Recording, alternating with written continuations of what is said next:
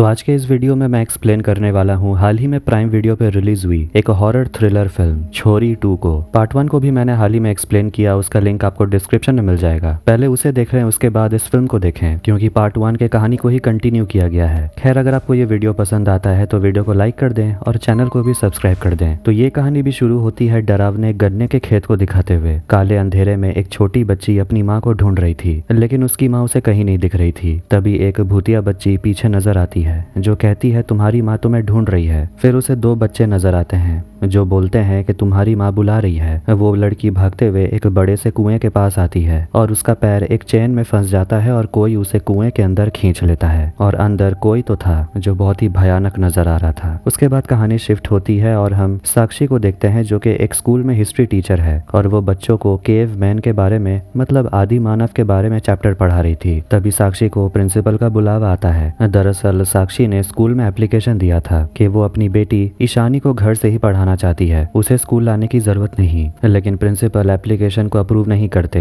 क्योंकि वो ये भी रीजन देते हैं कि अगर बाकी पेरेंट्स को पता चलेगा तो वो भी ऐसा ही करने लगेंगे। साक्षी रिक्वेस्ट करती है, आपको पता है कि मेरी बेटी को प्रॉब्लम है, वो धूप में नहीं निकल सकती, मगर प्रिंसिपल नहीं सुनते। इधर घर पे हम साक्षी की 7 साल की बेटी ईशानी को देखते हैं जो कि पढ़ाई कर रही थी। रानी, जिसे हमने पार्ट 1 में देखा, वो उसका ख्याल रखती है और वो अब थोड़ा बहुत बोल भी लेती है और घर का भी केयर वही करती है। रानी ईशानी से कहती है बाहर मत आना। ईशानी खिलौने से खेलने लगती है और एक गाड़ी चलाती है। तभी हम देखते हैं कि घर में सारा खिड़की दरवाजा कवर किया हुआ था, लेकिन एक खिड़की के जरिए धूप अंदर आ रहा था। जैसे ही ईशानी अपना हाथ धूप की तरफ करती है, उसका हाथ जलने लगता है, मतलब कि ईशानी को एक तरह से एलर्जी है। रानी आकर वहां से उसे ले जाती है। प्रिंसिपल साक्षी को बताने लगते हैं कि आप जब से यहाँ पर आई हैं आप कोई ना कोई कंडीशन रखती ही रहती हैं। स्पेशल केस तो आप लगती हैं। आप इंस्पेक्टर समर के घर पे रहती हैं, उन्हीं के कहने पर आपको मैंने यहाँ पर नौकरी दी। इसका मतलब ये नहीं कि आप हर बार अपनी मनमानी करिएगा।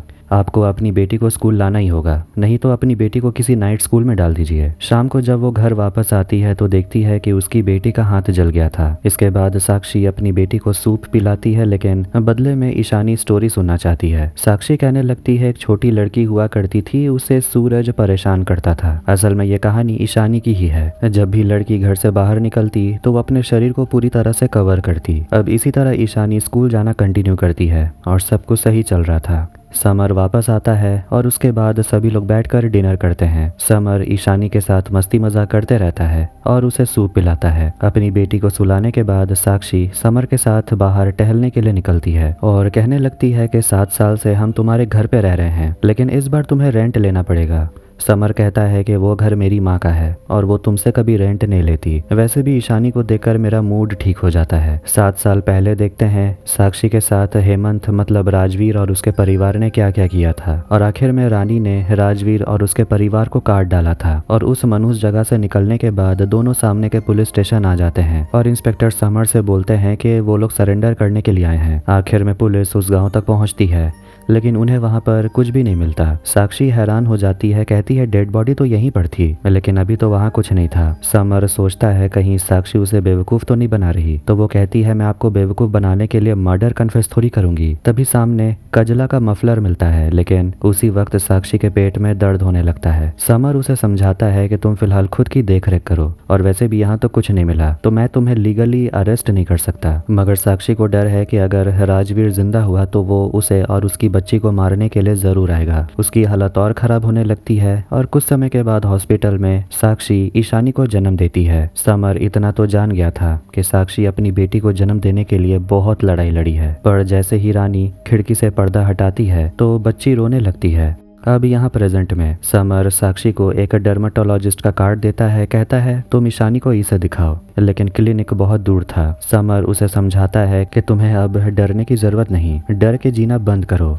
अगर कोई जिंदा बच भी गया होता तो अब तक आ चुका होता, अब कोई खतरा नहीं है। साक्षी कहती है मैं एक माँ हूँ और डर तो लगेगा। समर उसे समझाता है फिर बाहर निकलना स्टार्ट करो, डर खुद ब खुद खत्म हो जाएगा। घर पर ईशानी फिर से खेल रही थी और वो उसी स्टोर रूम के पास चली जाती है और खिड़की से हवा को अंदर आते हुए देखती है। लाइट टिमटिमाने लगती है लेकिन वो लाइट बंद कर देती है। लेकिन तभी खेलते वक्त वो अपने कमरे में एक काला साया देखती है और वो रानी आंटी को पुकारने लगती है जो कि बाहर बैठी हुई थी। वो भूत फिर से आता है और ईशानी को अपने वश में कर लेता है। रानी बाहर में बैठकर गाना सुन रही थी। तभी वो ईशानी को बाहर जाते हुए देखती है। वो उसके पीछे जाती है और घर के बाहर एक गाड़ी खड़ी थी। वो लोग ईशानी को किडनैप कर लेते हैं और रानी को भी गाड़ी के अंदर डालकर वहां से चले जाते हैं। कुछ समय के बाद समर साक्षी दोनों घर आते हैं और वो ईशानी के लिए गिफ्ट लेकर आया था। लेकिन तभी साक्षी नोटिस करती है कि गेट खुला हुआ था और घर पर कोई नजर नहीं आ रहा। वो लोग तुरंत पुलिस को बुलाते हैं और रानी और साक्षी को ढूंढने के लिए पुलिस की 2 टीम तुरंत काम पे लग जाती है। समर साक्षी को समझाता है कि हम लोग ईशानी और रानी को ढूंढ लेंगे, तुम चिंता मत करो। मगर साक्षी को डर है कि सुबह हो जाएगी तो प्रॉब्लम हो जाएगा। समर चला जाता है और साक्षी से कहता है तुम दरवाजा लॉक कर लेना। साक्षी कमरे में बहुत रोने लगती है और रोते रोते सो जाती है। फिर वो देखती है उसकी बेटी वापस आ गई थी, लेकिन ये तो बस उसका भ्रम था। उसका फोन बजता है। समर उसे बताता है ईशानी का पता चल गया। एक एटीएम के सीसीटीवी से पता चला कि राजवीर के गांव का मुखिया ताऊ वही ईशानी को किडनैप करके ले गया है। इसके बाद साक्षी समर के साथ निकलती है और उसी खेत में पहुंचती है जहां से वो 7 साल पहले भाग के आई थी।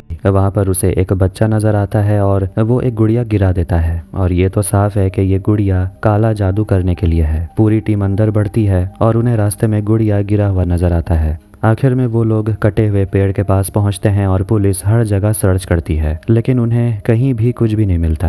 उन्हें एक पेड़ के पास में गुड़िया मिलती है, लेकिन तभी वहां गांव के बच्चे आ जाते हैं और पुलिस पर पत्थर फेंकने लगते हैं। समर साक्षी को झाड़ियों में छुपा देता है और एक बच्चे को पकड़ने की कोशिश करता है, लेकिन वो समर के चेहरे पर पत्थर से मारता है। इधर एक आदमी साक्षी को घसीट के पीछे ले आता है और वो आदमी कोई और नहीं बल्कि राजवीर था और फिर उसके सिर पर डंडे से मारकर साक्षी को बेहोश कर दिया जाता है। समर साक्षी को ढूंढने के लिए जाता है और इधर गांव के कुछ बच्चे साक्षी को खींचते हुए एक अजीब से जगह पर ले आते हैं और साक्षी को वो लोग खिलौने की तरह घसीट रहे थे, जिससे कि उसके सिर पर चोट लग जाती है। पुलिस को साक्षी कहीं नहीं मिल रही। समर घबराने लगता है और कुछ समय के बाद वहां से चला जाता है। दूसरी तरफ उस पेड़ के पास में एक छोटा सा छेद होता है। उसी के अंदर में वो जगह है जहाँ के पूरे गाँव वाले इकट्ठे होते हैं और मुखिया ताऊ गाँव वालों को बताता है कि हम जिस माँ बेटी को 7 साल से ढूंढ रहे थे आज वो दोनों मिल ही गए। वो लोग राजवीर पर गुस्सा थे कि वो गांव की पुरानी प्रथा को कंप्लीट नहीं कर पाया। वो ताऊ से माफी मांगता है,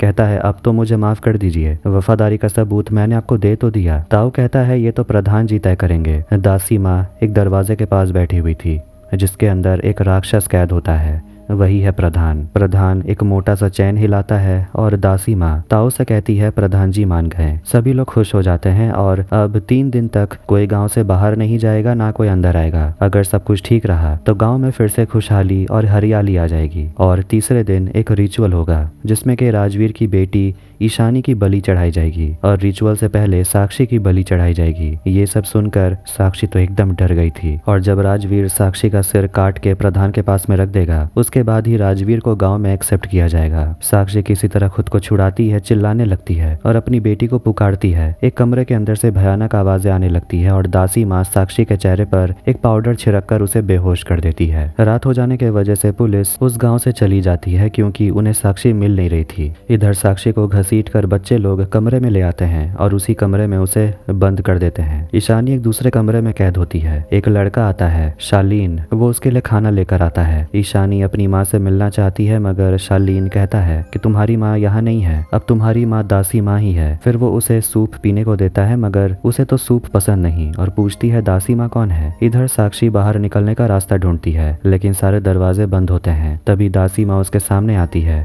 और साक्षी चिल्लाने लगती है कि मुझे मेरी बेटी के पास जाना है, वो सुबह घर से बाहर नहीं निकल सकती, वो मर जाएगी। दासी माँ चिल्लाकर कहती है तेरी बेटी की बलि गांव में खुशहाली लाएगा, तब तक तू अपने काल कोठरी में पड़े रहे। साक्षी जब ज्यादा चिल्लाती है तो दासी माँ अचानक एक काले साए में बदल जाती है और चिल्लाकर कहती है तेरी बेटी अब मेरी है। ताऊ राजवीर से बात करता है, उसे समझाता है कि तुझे बस अपनी पत्नी का गला काट कर प्रधान के सामने रखना है, उसके बाद तू आराम से हमारे साथ रह सकता है एक साथ होकर। तब तक दासी को अपना काम करने दे। राजवीर सोचता है क्या दासी ये काम कर पाएगी। ताऊ कहता है कि उसे कम मत समझ, उसमें बहुत शक्ति है, उसका काला साया सब कुछ देख और सुन सकता है, अगर वो किसी पर पड़ जाए तो अपशगुन होता है। 3 दिन में वो तेरी बेटी को बलि के लिए तैयार कर देगी। दासी ईशानी से मिलने आती है क्योंकि वो खाना नहीं खा रही थी। वो उसके हाथ में जलने का निशान देखती है। ईशानी पूछती है मेरी माँ कहाँ है। ईशानी को जबरदस्ती वो काढ़ा पिलाती है और बिना किसी सवाल का जवाब दिए बाहर चली जाती है। इसके बाद वो प्रधान से मिलती है और प्रधान को बताती है छोटी बच्ची काढ़ा पीना शुरू कर चुकी है। आधी रात के समय जब एकदम शांति छा जाती है तो ईशानी अपनी माँ को चिल्लाती है तो साक्षी सुन पाती है। वो आवाज को फॉलो करते हुए एक दरवाजे को खोल देती है और आगे बढ़ने लगती है। वो जगह किसी भयानक भूल भुलैया से कम नहीं था। वो एक टॉर्च उठाती और घबराते हुए आगे बढ़ती है। बहुत ज्यादा अंधेरा था और डरावना भी लग रहा था। फिर उसे रास्ता बंद मिलता है। वहाँ पर कई सारे धागे बंधे हुए थे। अचानक वो धागे हिलने लगते हैं और वहाँ पर पैरों के निशान भी थे। वो अपनी बेटी के आवाज़ को सुनती है और दौड़ते हुए आगे बढ़ती है। वो जगह तो जैसे खत्म ही नहीं हो रहा था। तभी अचानक एक बच्ची को वो देखती है और उसके पीछे भागती है। कुछ लड़के ईशानी के कमरे में घुस जाते हैं क्योंकि वो लड़की को देखना चाहते थे, क्योंकि उन्होंने कभी छोटी लड़की को नहीं देखा। शालीन उनसे कहता है यहाँ से निकल जाओ, मगर वो लोग उसका मजाक उड़ाते हैं। कहते हैं तू तो ना लड़का दिखता है ना लड़की, तू है क्या। वो लोग हंसते हैं। शालीन उन लोगों को वहां से भगा देता है और उनके पीछे भागता है और ये मौका देकर ईशानी कमरे से भाग निकलती है। वो अपनी माँ को पुकारती है जो कि साक्षी सुन लेती है। दोनों एक दूसरे को ढूंढने की कोशिश करते हैं। ईशानी को एक लड़की मिलती है जो कहती है तुम्हें माँ बुला रही है। साक्षी को उसकी बेटी मिल जाती है, लेकिन ये तो वही भूतिया बच्ची थी। इधर वो तीनों बच्चे ईशानी को बाहर चलने को बोलते हैं, लेकिन ईशानी कहती है मैं धूप में नहीं जा सकती। वो बच्चे कहते हैं तुम्हें माँ बुला रही है। अब इसीलिए ईशानी बाहर चली जाती है और वो उसी कुएं वाले रास्ते से बाहर निकलती है। उसका स्किन जलने लगता है। दासी माँ जब देखती है बच्ची अपने कमरे में नहीं थी तो वो फिर से अपने काले साए को बाहर निकालती है और पता करती है ईशानी कहाँ है। वो उसे ढूंढने के लिए जाती है और उसे बचा के अंदर ले आती है, लेकिन धूप में निकलने के वजह से देखते हैं दासी माँ की भी चमड़ी का वही हाल होता है जो ईशानी का हुआ था। वो ईशानी को कमरे में लेकर आती है और उसके जले पर दवाई लगाती है और उसकी देखभाल करती है। जब ईशानी को होश आता है तो दासी उसे काढ़ा पीने को देती है। जब वो नहीं पीती तो वो उसे जबरदस्ती पिलाती है। फिर ताओ कमरे में आते हैं और पूछते हैं बच्ची को कुछ होगा तो नहीं। दासी कहती है सही समय पर मैंने बचा लिया। ताओ बोलते हैं कि तेरे में अब उतनी ताकत नहीं है, क्या तू प्रधान जी को ठीक कर पाएगी। तेरे काले साये के वजह से इस बच्ची को कुछ हो गया तो तुझे पता है ना तेरे साथ क्या होगा। तेरे वजह से 3 लड़कियों की जान जा चुकी है। दासी कहती है कि ये लड़की प्रधान के सामने टिक जाएगी, ये कमजोर नहीं है। ताऊ बोलते हैं कि यही एक लड़की है तेरे बाद जो हमारी जैसी है। उन्हें चिंता है कि अगर प्रधान जी को कुछ हो गया तो पूरा गांव भस्म हो जाएगा। दासी माँ उसे समझाती है प्रधान जी का ख्याल रखना मेरा काम है, तो मुझे मेरा काम करने दें। अगली सुबह पुलिस फिर से गन्ने के खेत के पास पहुंच जाते हैं। समर साक्षी को ढूंढना चाहता है, भले ही पुलिस फोर्स को चिंता ना हो। समर छुप छुप कर बच्चों को देखता है खेलते हुए और वो उनके पीछे जाता है। फिर वो कुएं में उतर के नीचे जाता है और अंदर क्या क्या वो देख रहा था वो सारी चीजें वो रिकॉर्ड करने लगता है। इधर ईशानी दासी माँ के जले हुए निशान को देखकर पूछती है आपको भी दुखता है क्या। दासी कहती है नहीं। ईशानी कहती है मुझे तो दुखता है। दासी कहती है ये शक्ति है, जब तू बड़ी होगी ना तब तुझे समझ आएगा। ईशानी जब उसे काढ़ा बनाते हुए देखती है कहती है मैं ये नहीं पीऊंगी, आप मुझे कहानी सुनाइए ना। दासी माँ कहानी सुनाती है, लेकिन ईशानी कहती है इतनी जल्दी जल्दी नहीं, जैसे मम्मी सुनाती है वैसे सुनाइए ना। दासी माँ बताने लगती है एक राजा हुआ करता था, उसकी कोई संतान नहीं थी। उन्होंने सूरज देवता की पूजा की और उन्हीं के आशीर्वाद से एक लड़की का जन्म हुआ, लेकिन लड़की को देखकर राजा गुस्सा हो गया क्योंकि उसे तो लड़का चाहिए था। राजा ने सूर्य महाराज से शिकायत की कि मुझे बेटा चाहिए, वो मेरे वंश को आगे बढ़ाएगा, मुझे ये लड़की नहीं चाहिए। सूर्य देव गुस्सा हो गए और उन्होंने कहा कि इस लड़की को मैं ले जाऊंगा। इसके बाद उस लड़की का शरीर झुलसने लगा और लाल हो गया। लड़की तो समझो मर ही गई थी, लेकिन जब रात हो गई तो गुफा में से एक आदि मानव आया और लड़की को अपने साथ ले गया और अपनी शक्ति से लड़की को ठीक कर दिया, क्योंकि वो आदि मानव अंधेरों का राजकुमार था। देख पाते हैं कि ये कहानी तो दासी माँ की थी। खैर वो आगे बताती है राजकुमार को पता चल गया था कि लड़की काफी स्पेशल है और जब वो थोड़ी बड़ी हुई तो उसे उस आदि मानव मतलब राजकुमार से लगाव हो गया और वो उसकी देखभाल करने लगी। लड़की को शक्ति मिली जिससे वो लड़की खुश रहने लगी और राजकुमार तो जवान का जवान ही रहा। फिर उसके बाद उस राजकुमार ने उस लड़की से शादी कर ली और दोनों खुशी खुशी रहने लगे। ईशानी पूछती है क्या राजकुमार अभी भी जिंदा है। दासी कहती है हाँ। ईशानी पूछती है क्या वो मुझे भी शक्ति दे सकते हैं जैसे आपके पास है। दासी कहती है नहीं पता, लेकिन अगर तू उनके पास जाएगी उनकी देखभाल करेगी, अगर वो तुझे पसंद करने लगे तब शायद वो तुझे शक्ति दे देंगे और तुझे पंख देंगे। ईशानी पूछती है अगर मैं उन्हें पसंद नहीं आई तो क्या होगा, वो मुझसे शादी नहीं करेंगे। दासी माँ उसे काढ़ा पीने को देती है और इस बार वो बिना ड्रामा किए काढ़ा पी लेती है, जैसे कि अब वो दासी माँ से कुछ ज्यादा ही घुल मिल गई हो। एक दीवार होता है जिसके छेद से खून टपक रहा था और यही खून दासी माँ प्रधान जी को देती है। यहाँ साक्षी को कुछ औरतें मिलती है जो उसे मदद मांगती है, कहती है वो अपनी बेटी को ढूंढना चाहती है, नहीं तो गांव वाले उनकी बेटियों को मार देंगे, वो धूप में बाहर नहीं जा सकती। साक्षी भी उनसे कहने लगती है मेरी बेटी भी उनके पास है। साक्षी उन सभी से कहती है मेरे साथ चलो, लेकिन बाहर जाने से पहले ही वो देखती है उन औरतों को बेड़ियों से बांध दिया गया था। फिर कोई अदृश्य शक्ति उन पर हमला करने लगती है और ये सब कुछ उसका भ्रम था। इधर ईशानी पेट दर्द से छटपटा रही थी। साक्षी को रानी मिलती है जो भी बेड़ियों में बंधी हुई थी। तभी राजवीर आकर रानी का गला काटकर उसे मार डालता है। साक्षी ये देखकर रोने लगती है और राजवीर पर चिल्लाती है कि आखिर तूने रानी को क्यों मारा। तो वो कहता है कि तुझे सिर्फ यहाँ आवाजें और लोग दिखाई देंगे, लेकिन असल में तो मैं तड़पा हूँ 7 साल, वो भी तेरे लिए। उस समय तो तू बच गई थी लेकिन अब नहीं बचेगी। वो उसे चाबुक से पीटने लगता है।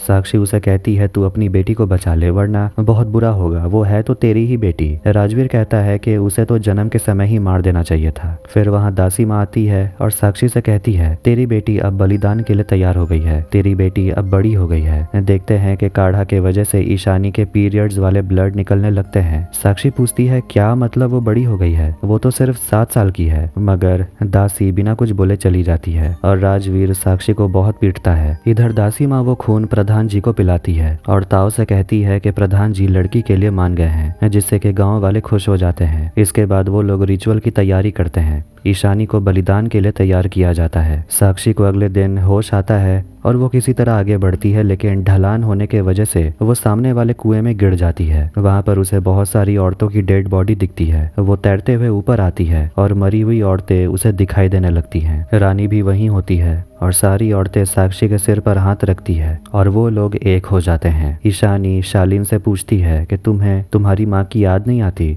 शालीन कहता है वो तो जन्म देते ही इस दुनिया से चली गई, मेरी एक जुड़वा बहन थी, इन लोगों ने उसे भी मार डाला, यहाँ लड़कियों को मार दिया जाता है। ईशानी अपनी माँ से मिलना चाहती थी। शालीन कहता है तू डर मत, मैं तुझे कुछ नहीं होने दूंगा, मैं तुझे ले जाऊंगा। लेकिन दासी माँ उसे रोकती है और कहती है समय हो गया है। ताऊ गुस्सा हो जाते हैं जब राजवीर ये कहता है कि उसने साक्षी को इतना पीटा कि वो तो मर गई होगी, क्योंकि राजवीर को तो अपनी पत्नी का गला काटना था। कहता है कि कटा हुआ सिर प्रधान को नहीं मुझे चाहिए, ताकि गांव की औरतें अपनी हद में रहें, लेकिन तूने तो सब कुछ बिगाड़ के रख दिया। शालीन उनकी बातें सुन रहा था। ताऊ राजवीर से कहता है जैसे भी हो अपनी पत्नी का गर्दन काट कर गाँव वालों के सामने लेकर आ। अचानक समर शालीन को पकड़ लेता है और उसे पूछता है यहाँ से बाहर निकलने का रास्ता कहाँ है। राजवीर साक्षी को ढूंढने के लिए जाता है और डर के मारे शालीन समर को सब कुछ बता देता है कि ईशानी की बलि दी जाएगी प्रधान जी के सामने। प्रधान जी इस गांव के आदि मानव है, हम सब उन्हीं के वंशज हैं। वो धूप में नहीं निकल सकते, वो गुफा में ही रहते हैं। फिलहाल वो बीमार हैं और बोलता है कि अगर उन्हें कुछ हो गया तो हमारा समाज खत्म हो जाएगा, इसीलिए बलिदान के मदद से ही उन्हें जिंदा रखा जाता है। यहाँ बलिदान का मतलब है शादी। जो लड़कियाँ बाहर धूप में नहीं निकल सकती वही प्रधान जी से शादी करके उनकी सेवा करती हैं। ईशानी अब प्रधान जी की सेवा करेगी, लेकिन उसे लगता है कि ईशानी बच नहीं पाएगी, क्योंकि इससे पहले भी कई सारी लड़कियां मर गई हैं। ईशानी को जब पालकी में बैठने के लिए कहा जाता है तो अंदर में 3 छोटी लड़कियों की आत्मा नजर आती है, जिससे वो डर जाती है। मगर दासी माँ उसे समझाती है अंदर कोई नहीं है, तू अंदर बैठ। शालीन बताता है कि अगर ईशानी बच गई तो वो अगली दासी माँ बन जाएगी। फिर वो समर को साक्षी के पास लेकर जाता है और बताता है कि वो लोग दिया के मदद से रास्ता ढूंढते हैं। सारे गाँव वाले जश्न मनाते हैं। प्रधान जी के कमरे के सामने आते हैं और दासी माँ ईशानी को लेकर वहाँ पहुँचती है और दरवाजे के सामने बैठ जाती है। प्रधान जी वाले कुएं से थोड़ी ही दूर दूसरे कुएं के पास में राजवीर वहाँ पहुँचता है साक्षी को ढूंढते हुए, और वो सीढ़ियों पर साक्षी को बेहोश पड़ा हुआ देखता है। जब वो उसे खींच कर ले जा रहा था तो अचानक साक्षी होश में आ जाती है, लेकिन अब तो उसके अंदर सारी औरतों की शक्तियां होती हैं जिन्हें यहाँ मार दिया गया था। वो खींच कर राजवीर को गिरा देती है और वो जब उसे लात मारता है तो साक्षी उसका पैर तोड़ देती है और उसी का चाबुक लेकर उसे ही मार मार कर खून निकाल देती है। फिर वो उसका सिर पटकती है और आखिर में उसे वहीं लटका कर उसे मार डालती है और पानी में फेंक देती है। समर वहाँ पहुँच जाता है और साक्षी उसे बताती बताती है कि मैंने राजवीर को मार दिया। वो बाहर निकलती है, पूछती है तुम्हें ईशानी मिली? शालीन बोलता है कि गांव वाले उसे प्रधान के पास ले गए होंगे। इधर सभा में ताऊ राजवीर का इंतजार कर रहे थे। तभी एक बच्चा आकर बताता है कि उसने पुलिस को देखा। सारे गांव वाले बाहर चले जाते हैं और उन्हें समर मिलता है। साक्षी शालीन के साथ चली जाती है अपनी बेटी को बचाने। इसके बाद समर गांव वालों से लड़ता है। इधर कमरे में जैसे ही प्रधान जी जागते हैं, सारी औरतें दिया बुझाने लगती हैं। दरवाजा खुलता है और दासी ईशानी से कहती है अंदर जाओ। प्रधान को देखकर ईशानी डर जाती है। दासी माँ उसे कहती है अंदर जाओ, हिम्मत दिखाओ, तुम्हें शक्ति नहीं चाहिए क्या? ईशानी कहती है आप भी मेरे साथ चलिए ना।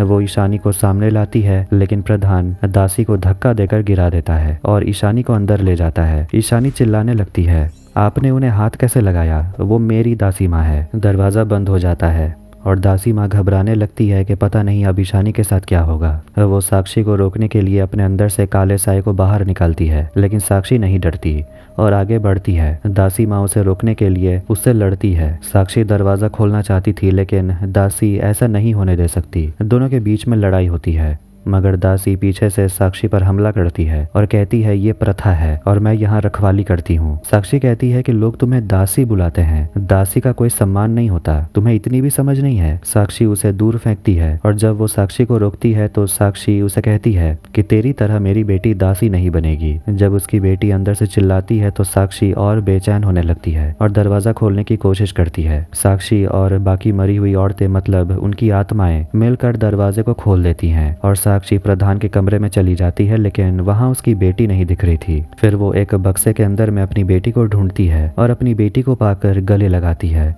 जैसे ही दोनों निकलने वाले थे, प्रधान साक्षी बनकर उसके सामने आता है और साक्षी को धक्का देकर ईशानी को और खुद को एक बक्से में बंद कर लेता है। साक्षी जब उस बक्से को खोलती है तो प्रधान बाहर आता है और साक्षी के चेहरे पर एक पाउडर छिड़कता है, जिससे कि उसे कुछ होने लगता है। प्रधान का चेहरा देखकर ईशानी उसके वश में हो जाती है। फिर वो ईशानी की सारी एनर्जी खींच रहा था, लेकिन इससे पहले वो उसे पूरी तरह मार डालता। दासी माँ वहां पर पहुंच जाती है और प्रधान से लड़ने लगती है। आखिर में प्रधान जी पीछे हट जाते हैं और दासी माँ अंदर आती है।